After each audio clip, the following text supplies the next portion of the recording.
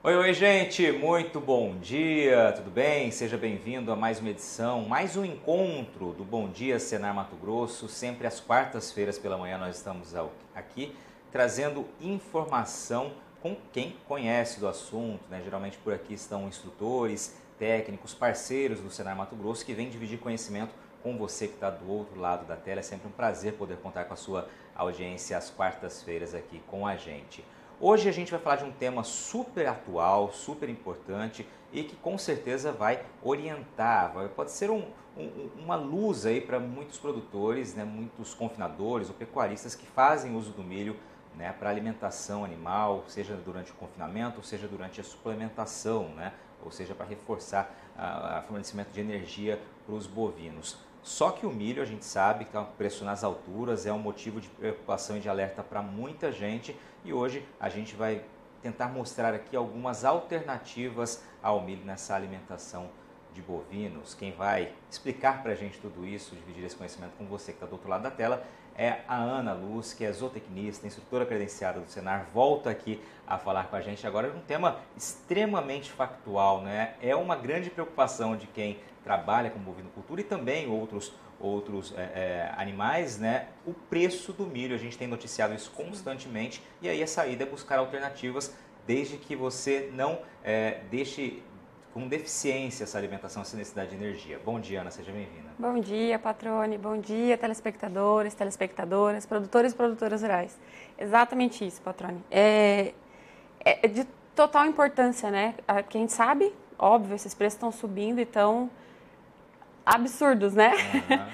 Então a gente vem aqui exatamente para trazer essas opções e ideias, né, do que o produtor pode fazer, como tomar essa decisão, isso que é bem bacana. Perfeito, vamos rodar a primeira tela aqui só para trazer o nome completo da Ana, Ana Luz Neto Malhado, zootecnista, como eu disse, instrutora credenciada do Senar Mato Grosso. Eu já chamo a tua atenção para quem está nos acompanhando, que ao longo do programa você pode participar, a gente vai reativar aqui o nosso canal de comunicação, o telefone vai aparecer ao longo do programa na sua tela, você pode mandar mensagem de texto aqui para o WhatsApp, a gente traz aqui essa dúvida para a Ana tentar responder para você aí, tentar esclarecer o seu questionamento sobre esse tema. O telefone aparece aí, 99 212 1055, código de área 65, a gente está aqui em Cuiabá. Vamos lá, Ana, vamos começar então mostrando um pouquinho justamente o que você disse, preço nas alturas do milho. A gente está trazendo preços atuais aqui para Mato Grosso, do milho, claro, disponível, que está escasso no mercado, né? Exatamente. Então aqui numa primeira tela, né, a gente vem exatamente lembrar que o custo da produção, da alimentação, está em 70% de todo o custo do confinamento, né? Então, a gente veio aqui com um panorama dos preços aqui nas cidades do município, do Mato Grosso, certo? Então, a gente tem aqui, tem de 79, 81, 78, enfim, tem uma variação muito grande dentro do estado, né? Então, realmente bem atuais, eu peguei ontem, né? Hoje é dia 5. Os números aí do milho disponível, a gente vê preço realmente que ninguém imaginava aqui em Mato Grosso, né, alguns anos atrás. E aí você traz um histórico que mostra essa curva ascendente, né? Exatamente. Então, a gente vê aqui, ó, a gente está trazendo esse gráfico de 2019 até agora 2021. 2019 ali, mais ou menos em outubro, a gente está com um valor a nível estadual, né, R$ 26,00 e a nível nacional R$ 32,00. O que agora a gente já tem essa ideia de que abril, né, mês passado, a nível estadual R$ 74,00 e nacional R$ 82,00. Então, uma curva absurda, né, que está com um pico ali de preço. Só que muito antes da gente falar de quais ingredientes ou quais são as nossas opções de escolha, é trazer exatamente a classificação dos alimentos. Por que isso é interessante? Para que a gente conheça de forma exata, né, quais são as nossas opções, o que a gente pode trazer como substituto ou o que não tem como a gente trazer, tá? Então, a gente tem na classificação dos alimentos, os alimentos concentrados, né, que tem energético, proteico e fibroso. Temos volumosos, certo? Minerais, vitaminas, aditivos e outros, tá? Então, a gente começa aqui, nós estamos falando do milho e ele é um concentrado energético. Então, já de cara, eu consigo saber aqui algumas substituições, que pode ser o sorgo, o trigo, o arroz, melaço, polpa cítrica. E aí, de origem animal, né, sebos e gorduras. Passando mais um pouco à frente, a gente tem aqui uma tabela da composição nutricional do milho, onde a gente destaca aqui, em vermelho, né, exatamente essa porção energética, comprovando mais uma vez que ele é um ingrediente energético. E aí, é o que eu trago aqui para vocês, produtores e produtoras. Como realizar essa escolha?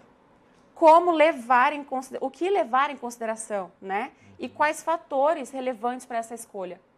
E aí, antes de eu responder isso para vocês, eu quero que vocês fiquem aí pensando, fiquem aí na expectativa e exatamente olhando e tentando analisar, certo? E já vamos aqui para algumas das opções. Então aqui, ó, a gente vai trazer 4, certo? De forma mais explicada.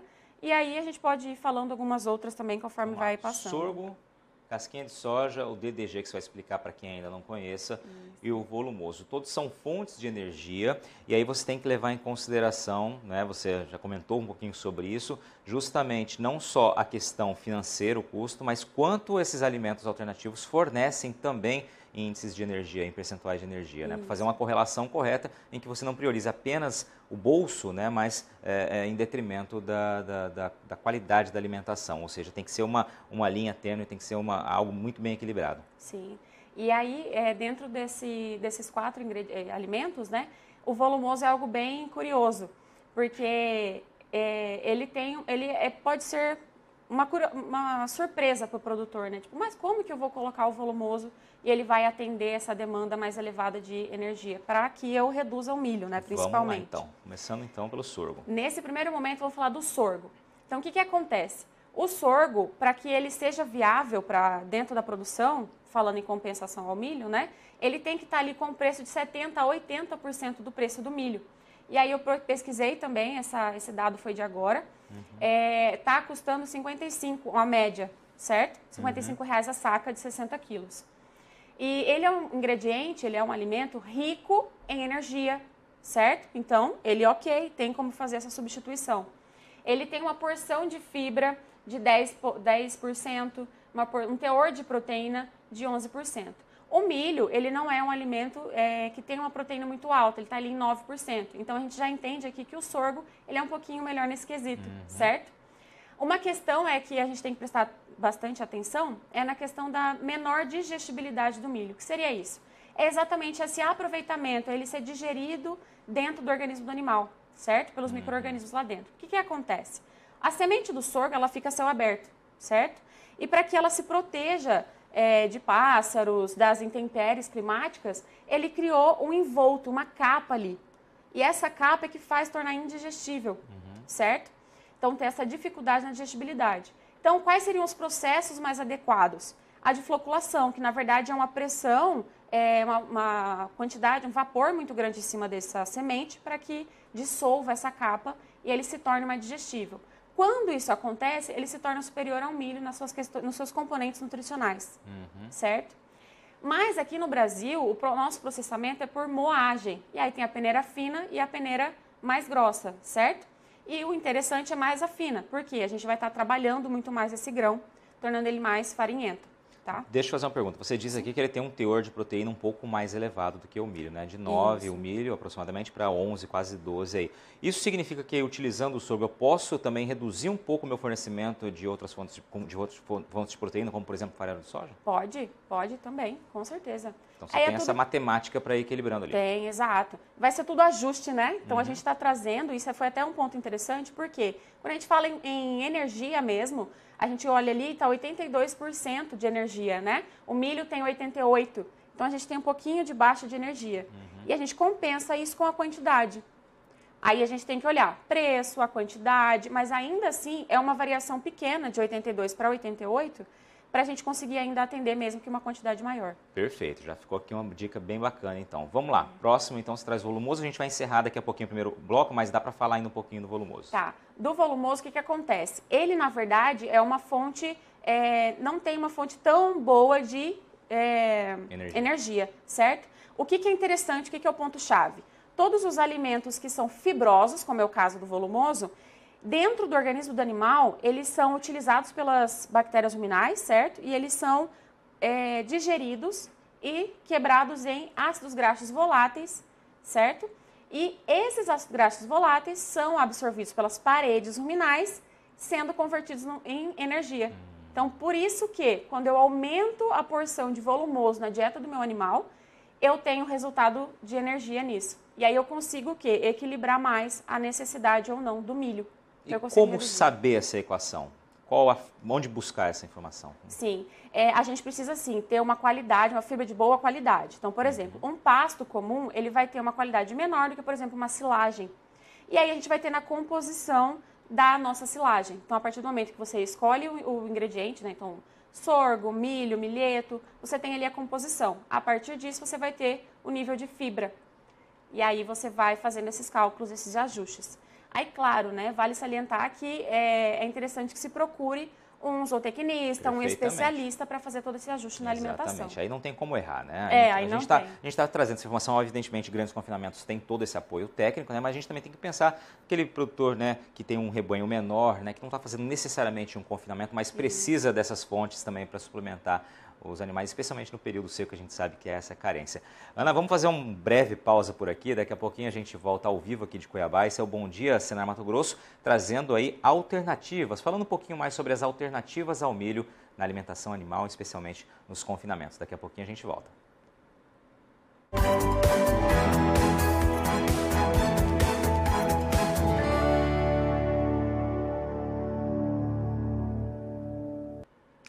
Estamos de volta ao vivo aqui de Cuiabá, esse é o estúdio do canal Rural Mato Grosso. Você está acompanhando o Bom Dia Senar Mato Grosso, que hoje traz como tema alternativas ao milho na alimentação animal, especialmente o foco é em confinamento, milho com preços nas alturas, né? A gente tem noticiado isso constantemente por aqui. Você, produtor, evidentemente acompanha e sabe, né, o preço que o milho está, e aí alternativas para tentar equilibrar bolso, né, ou seja, as finanças, com as necessidades nutricionais do rebanho. Então a gente tem que fazer essa equação e quem está trazendo essas dicas para a gente é a Ana Luz Neto Malhado, que é instrutora credenciada junto ao Senar Mato Grosso, é zootecnista e já falou para a gente algumas das alternativas. E agora vamos para a terceira que você separou hoje aqui, casquinha de soja. Isso mesmo, a casquinha de soja. E é curioso, porque a casquinha de soja ela vem de um alimento proteico, né? Que é a soja. E, então, como que a gente chega nessa casquinha de soja, né? Nada mais é do que essa capa da soja, que a gente chama de pericarpo, né? O envoltório. Então, quando há todo o processamento da soja, essa capa é tirada e aí nós temos o nosso produto, que é a casquinha de soja. A casquinha de soja, ela é pobre em amido e rica em fibra, certo? Então, você fala assim, nossa, Ana, mas por quê? Mesmo sentido do volumoso, que como ele é rico em fibra dentro do organismo do animal, ele vai estar sendo digerido, ácidos graxos, e na absorção da parede ruminal, ele vai se tornar energia, né? Aí aqui eu trouxe até essa tabela comparando, né, a casquinha de soja com o fubá de milho, que de fato é um alimento energético e tem muita energia ali na sua composição, certo? E aí a gente começa a analisar ali, ó, que a casquinha de soja tem um nível proteico também bem elevado. Mais uma vez, ele pode entrar em substituição também, parcial, né, da parte de proteína. Perfeito. E aí, na parte de NDT, olha como ele chega bem perto, né? Ele se aproxima bastante dessa questão de energia mesmo. Então, é mais uma opção que está em conta também. E aí, claro, vai ter suas variações também. Perfeito. Né? Antes de você passar para o próximo aqui, só chamando a atenção do telespectador que está nos acompanhando, né? Você pode enviar suas dúvidas aqui, sua mensagem, pelo número de WhatsApp que vai aparecer aí na sua tela. 65 é o código de área, 99 212 1055. Esse é o telefone do Bom Dia Senar Mato Grosso. Você manda mensagem para a gente aqui, sua dúvida, sugestão de tema, enfim. É o nosso canal de comunicação para levar a informação que você precisa na hora que você depende dela. Vamos lá. Depois da casquinha de soja, o DDG, que muito tem se falado, especialmente aqui em Mato Grosso. Vamos explicar inicialmente o que é o DDG. Sim. Então, o DDG, o que é isso? É o resíduo da destilaria de grãos de milho para a produção de etanol. Então, como que acontece esse processamento, né? Nós temos o milho, vai acontecer uma moagem nele, e aí vai acontecer um processo de fermentação, que é da onde sai o etanol, certo? Então, tem o etanol produzido. A partir disso, ele vai ser destilado, vai passar um processo de destilação. Quando acontece esse processo de destilação, nós temos o WDG. O que seria esse WDG? Grãos úmidos da destilaria, certo? A partir do momento em que a gente seca esse grão, nós temos o DDG. E a questão de DDGS ou WDGS é porque ainda tem mais um solúvel ainda colocado para intensificar todos esses componentes. E a gente tem essa tabela aqui, ó, que comprova exatamente essas variações. Então, a primeiro momento, vamos falar da energia, né, que é por isso que ele está aqui como substituto ao milho.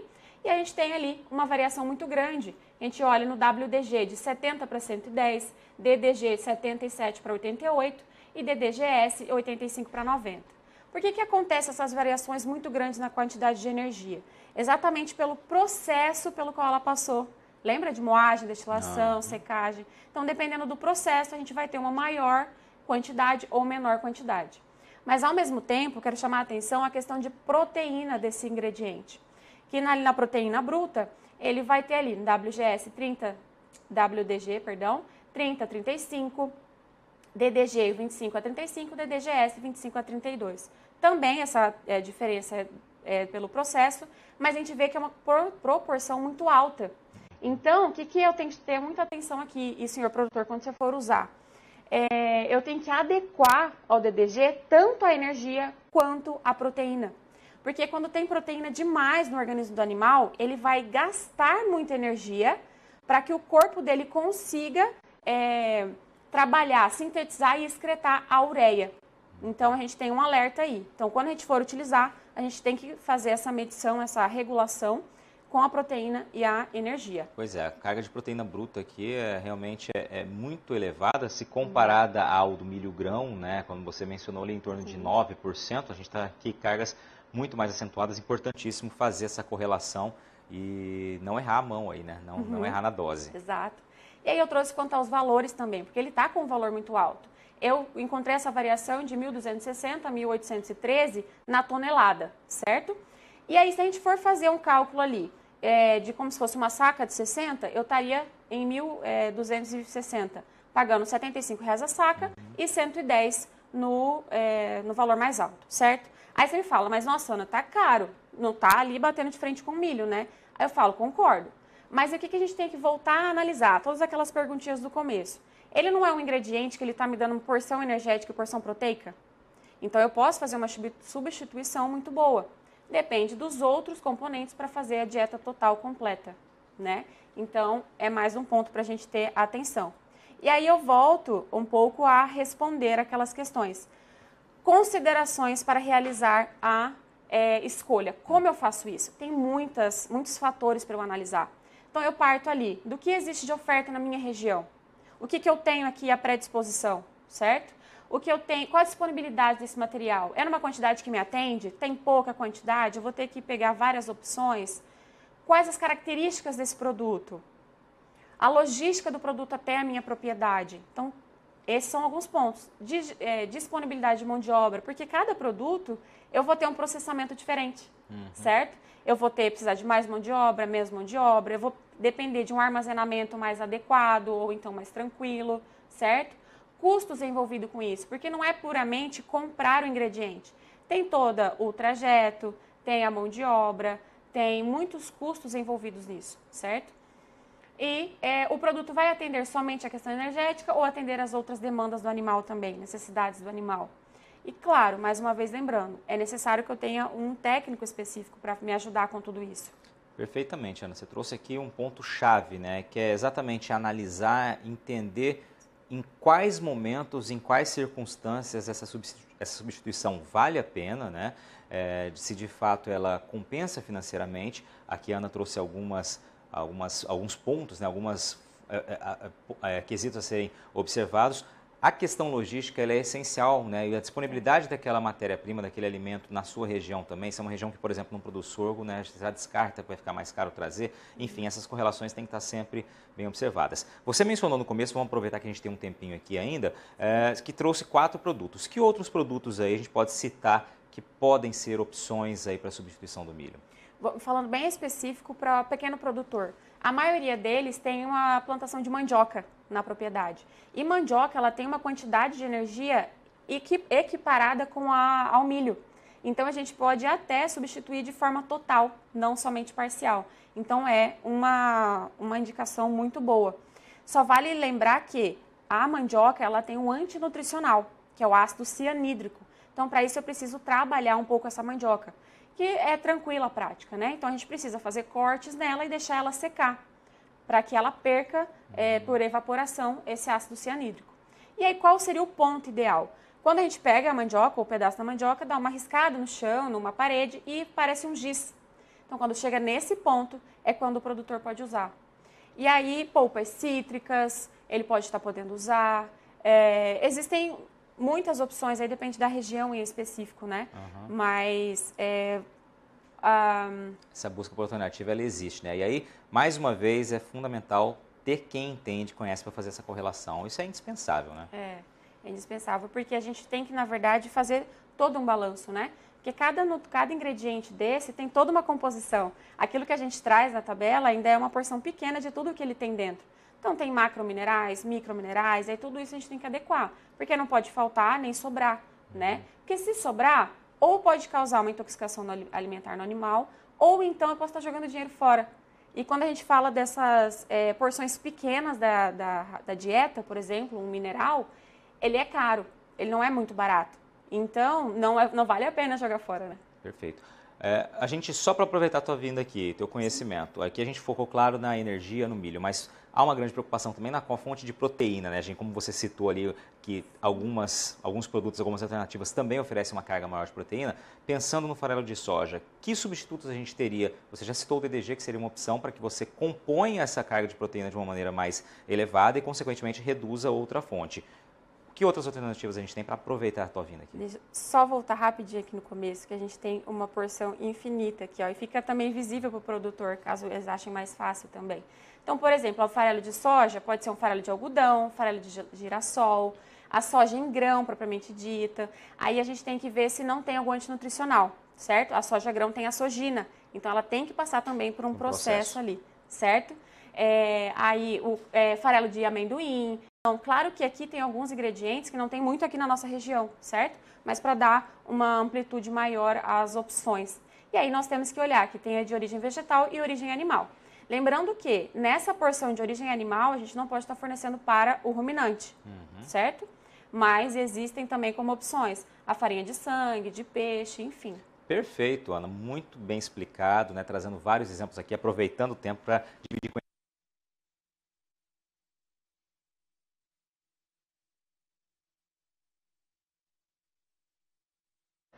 É só ir ao sindicato mais próximo da sua região, né? E entrar em contato. Falar, olha, mobilizadora, gostaria de tal evento. E aí, claro, dá uma olhadinha lá no site do Senar, que nós temos muitos treinamentos, são mais de 350 treinamentos. Tem uma oferta muito boa. Legal, Ana. Obrigado mais uma vez pela sua participação. A Ana vai estar com a gente sexta-feira no Mercado e Companhia, no quadro Senar Mato Grosso Responde. Então, se você tiver dúvida, manda pra gente para ela responder até na sexta-feira, tá ok? Obrigado pela sua companhia, sua audiência. Obrigado mais uma vez, Ana. Esse foi o Bom Dia Senar dessa quarta-feira. Bom Dia Senar Mato Grosso dessa quarta-feira. Um excelente dia. Fiquem bem e até nosso próximo encontro.